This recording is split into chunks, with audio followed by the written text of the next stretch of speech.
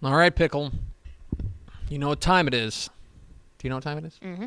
It's time for Helpful Honda Mailbag Friday. The North Texas Honda dealers want to help you score on award-winning Hondas like the rugged and reliable 2023 Honda Ridgeline. Stop by your Helpful Honda dealers today or visit ntxhondadealers.com to learn more. If you got questions about high school football, college football, recruiting, lifestyle, romance, travel, get them in the comments. No, don't. We already fielded them on a Wednesday. Yeah. Get them in the comments on Wednesday. Yes. When we Watch field the them Wednesday for Helpful show. Honda Mailbag on Wednesday. So make sure you tune in to Wednesday show. This is a way to just get you to tune in more. Mm-hmm. You have to tune in Wednesday to get your question in, and then you have to tune in Friday to make sure that we answer your question. That's how we get you. We Reeling in. hacked the system. Reeling you in. What was our first question, Pickle? After the Hutto Liberty Hill game, what was the record for most points ever scored in an 11-man game? What an excellent question. That one, by the way, was 82-80 for anyone who didn't know. It was 82-80, and there were people who are going nuts. 162 and what's points. interesting about Texas high school football is that everything. Well, besides everything, but like everyone all of a sudden starts running towards like the record book, and the record books are complicated because you have to consider 11-man versus 6-man. So when we're talking about, first of all, we need to focus on this is the highest scoring 11-man Texas high school football game. Okay, there's going to be a game with 162 points this weekend in 6-man football. Yes. Okay, and it's just going to be like very normal. It's going to be kind of a high scoring game, but like not outside the realm of we don't look craziness. at that and go, oh my God, 80-82, like there we are teams do like- with a 6A 11-man Yeah, game. there are teams. There will be a team this week that gets 100 points. Just it just happens. There will be like a 108 to 74 game or something like that. It happens. So we're talking 11-man football, okay?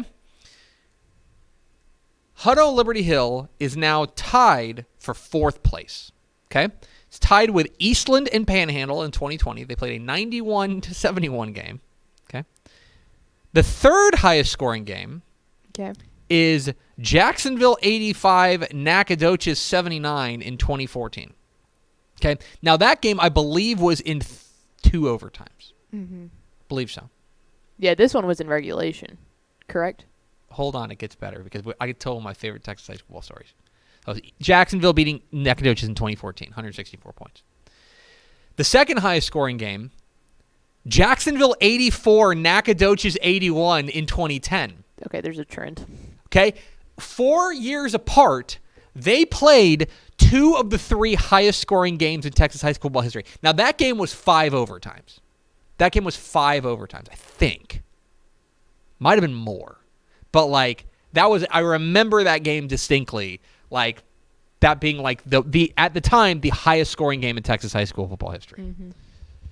But it's not the highest scoring game in Texas high school football history. That belongs to Bells 94, Celeste 74 in 2016. It was 60-60 at halftime. Jeez. It was 60-60 at halftime. Bell's quarterback, Brian Ponder, threw 6 touchdowns and ran for a pair of scores. Jacob Taylor ran for 4 touchdowns as well.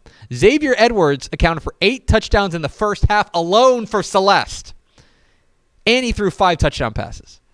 And by the way, that is since 1951. There was a game, if you want to talk about like the highest scoring 11-man game of all time, if you go back to 1930, okay? If you go back to 1930, Spur beat Lorenzo 186-0. Okay? I consider 1951 to be the modern era of Texas high school football. So, like, your mileage may vary. There are games, like, for example, you go back into, like, the 50s and the 40s and the 30s, and you get some wild scores. Yeah. Because you're talking about teams, like, right now, we have one thing we take for granted. There is a baseline level of competence with every Texas high school football program. Mm-hmm. Some of them do not have resources that others don't. Some of them are not as well run as others. I think that's fair to say, right? But they all have a baseline level of competence. Before 1950, that was not the case. No. And like like Spur was like a well-oiled machine, and Lorenzo was like a bunch of guys who decided to play. So, yeah. Anyway, the answer to your question, They might not have played after what that. I consider to be the highest scoring game in Texas high school football history, in modern Texas high school history, is Bell's 94, Celeste 74 in 2016. But good try. That game, by the way, 94-74 was in regulation as well. So, what's next, Pickle? With Burton not looking like Burton, does Granger have a clear path to the 2A Division II state championship? Well, that took a turn. No, is my initial response. Now let me give you my bigger response. I think that Granger's really good. They're 2-0. They're ranked for the first time in our 2A Division II rankings. I'm a fan of what Granger's got cooking. I'm smelling what Granger's cooking. Okay? But Burton falling back to the pack, let's just call it what it is. I think they've fallen back to the pack. Does not make them, in my opinion, the locked and loaded favorite in the region. No. You could, first of all, they're not the highest ranked team in the region. Chilton is. And Chilton looks good. Chilton looks good. And there's other teams that they will have to contend with. Falls City. Bremond. Who, Bremont's That's actually, interesting. what's funny is that's actually one of the tougher regions in that entire Bremond's interesting because Braylon Wortham transferred, and so like we don't really know what they look like quite yet. I'm not throwing dirt on Burton yet. I'd like to see another data point from Milano, too. Region 4 is deeper than you think. It's been dominated by Burton and Falls City, but it's deeper than you think. Furthermore, what really caught me is when he or she, I don't know, said, do they have a clear path to the state championship? Buddy, Martin is in Region 3. So you would be playing, do they have a clear path to a state semifinal? They have a path. Yeah. Do they have a clear path to the state championship? Absolutely not. They got to go through Mart. And Mart has like one loss in to a Region 4 team in 8 years. So, no. I'm a fan. Like, to be clear, this has nothing to do with Granger and everything to do with their path. That the path is really difficult. And so I don't think there's a clear path for anybody out of Region 4 to state championship game. And then also, I don't know. Right now, I don't know who my favorite in Region 4 is. I'm waiting for a couple more weeks before that kind of susses out. But I am a fan of the Lions. I like what Granger's got going. What's next, Pickle? What's the difference in the top 10?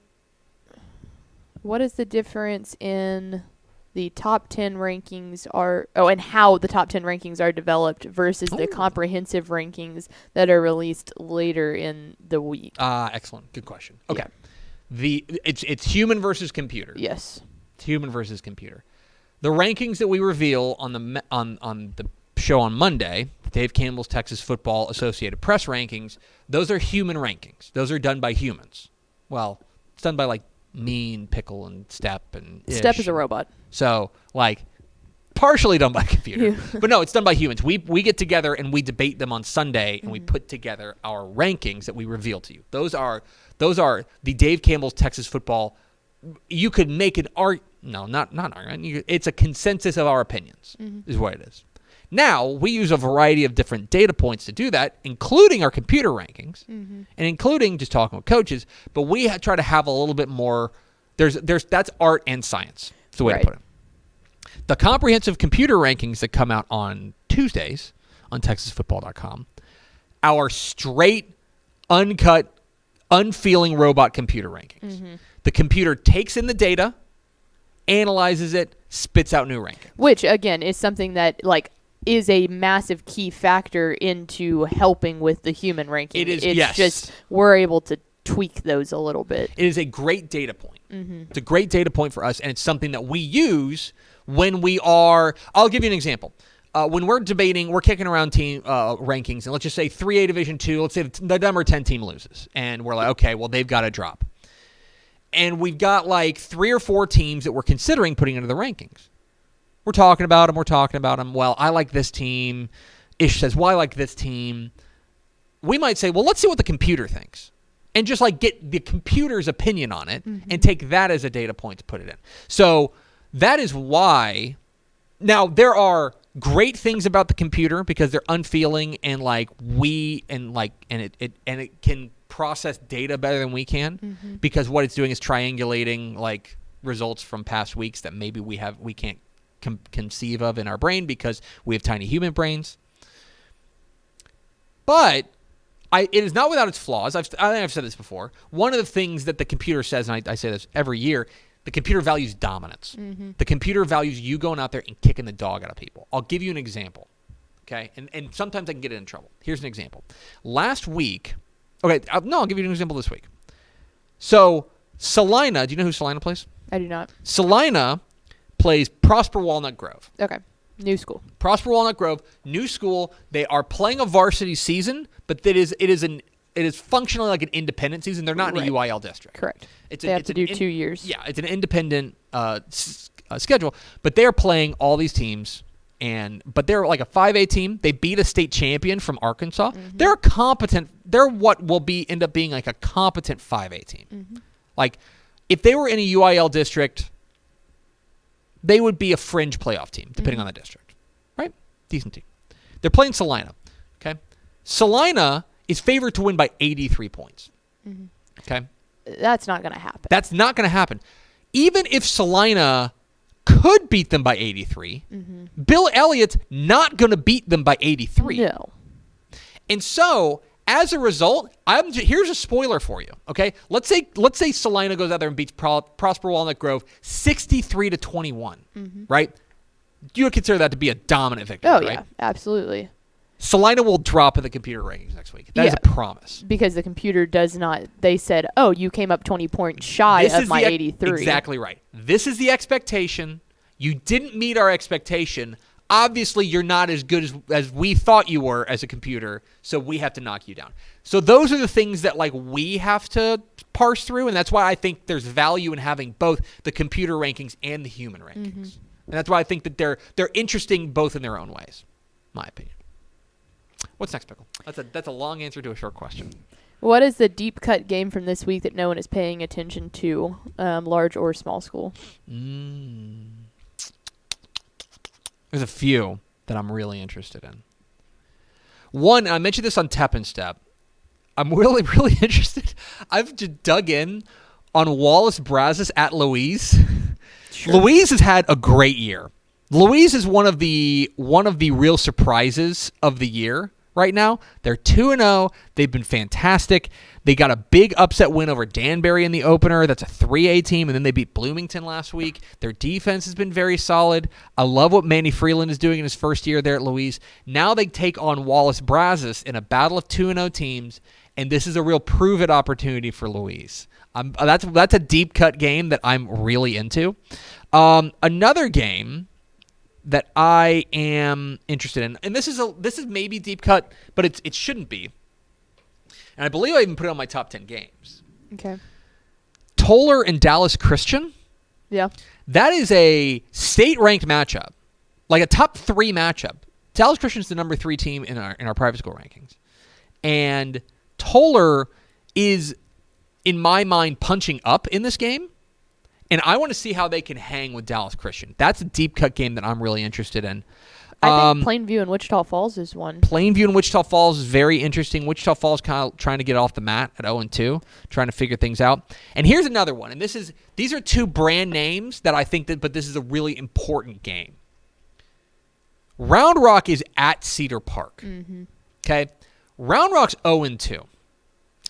Now, this is a team we had really high hopes for coming out of the summer. Remember, they won the state 7-on-7 tournament, but they're 0-2. It just hasn't clicked for them. Cedar Park's 1-1. One of these teams is going to feel like they're on the right track on Saturday morning, and one of these teams is going to be way down in the dumps. I think this is a real important, vibes game. This is going to set the vibe for both of these teams moving forward. Another one that's 2 big brand names that just because of circumstance is kind of a prove it win it game for me is Denton Geyer and Lancaster. They're both coming off of big losses. I think that's just one of those teams is going to be 1-2. Yeah. And that's crazy because I think they're both very good teams. they both got Geyer didn't get kicked in the mouth by any stretch of the means, but they fell short. But Lancaster kind of got kicked in the mouth by Sock. Also Pickle. What? Keller Timber Creek at Coppell. Matchup of unbeaten teams. Cowboy fight never dies. All right, do we got one more? We do. If you had a boat, what would you name it?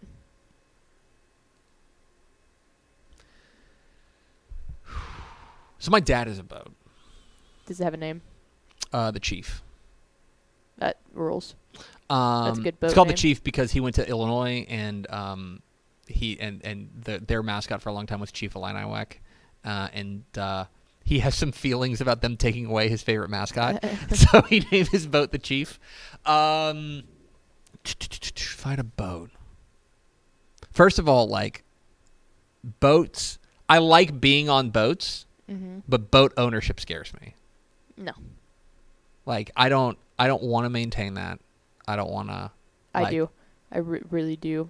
I just don't have a vehicle that could pull a boat. That's my the thing. main There's thing. so many accessories that go Yeah, with it. I've always said even just a jet ski for right now would be great, but I just don't have I would have to You're make gonna the pull it with your- investment in a new car you know- and make the investment in a jet ski. Do you know what I bet could pull a jet ski?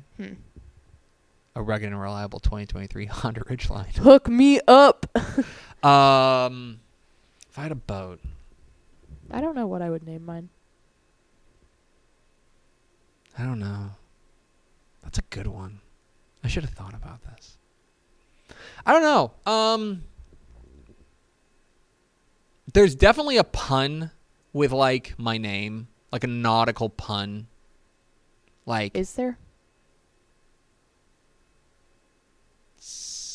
I don't know. I'm not coming up with it right now. I need my community coffee to kick in. I don't know. What would you name your boat? I don't know. I think I would lean something with like sun, like sunshine, Oh. sunny, sun something. Sun Pickle? No. Why does it have to be pickle? Because your name is Pickle. How can you not embrace the fact sea that pickle, your last like name- that. Sea cucumber. The sea cucumber. That's not bad. The sea cucumber. That's not bad. That would be good. See? See, but it wouldn't make sense if it was a freshwater boat. Mm. It's not the sea. That would be the lake cucumber, which just kind of sounds gross. Kind of sounds like a baby Ruth at the bottom of the pool. Yeah. You know what I mean? She's like, oh, Yeah. God, who dropped Look the at that cucumber Yeah, in the who dropped lake? the lake cucumber in the pool? lake That's like the cucumber. code for when some little kid poops in the pool. Like some people call it code brown, some people call it the lake cucumber. That happened at Hank's swim lessons. Man, that's the worst. Some kid deuced in the pool. Not cool. And I can't remember what there was. Oh no, it's escaping me now. But they had a very funny way of alerting. I've always heard code brown. Code Brown. Yeah, that's tough. Not ideal because then you got to drain the whole pool. The other thing is, and you got to shock the pool and stuff. Yeah. The other thing about It's a process. the naming a boat is that it depends on what kind of boat it is. Like a pontoon boat and a speedboat cannot have the same name.